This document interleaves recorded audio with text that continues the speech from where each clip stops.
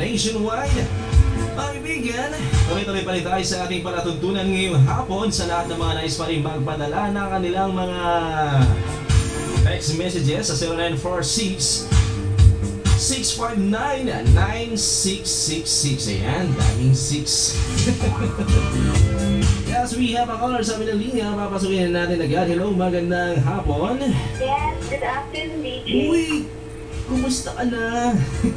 Okay lang po. Sino po sila?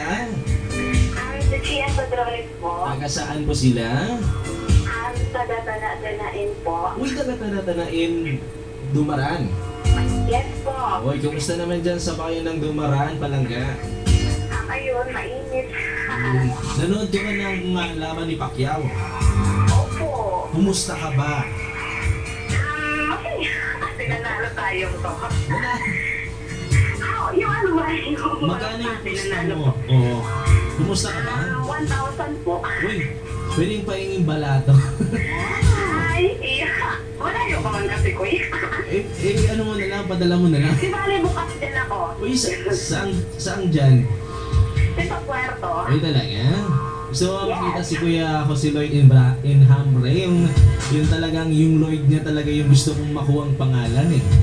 Ha? Ay, ganun. Ano po pangalan ko yan? Yung pangalan ni Kuya Jose Lloyd in Hambre. Nabubulol ako. Anyways, wala ilang taon ka na? 19 po. Uy, 19 years old! Yes. Oh, kumusta naman? Do you have a boyfriend? Wala po. Bakit? Busy kasi. Bis.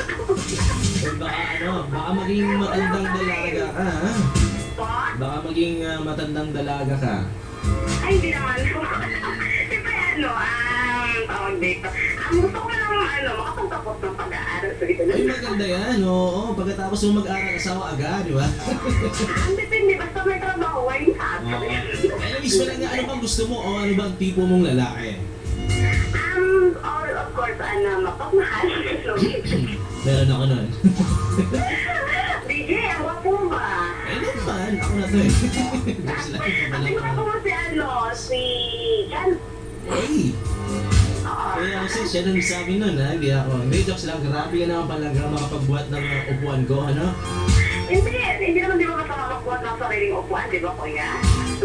Oo, tapos bago mo sa akin ulit.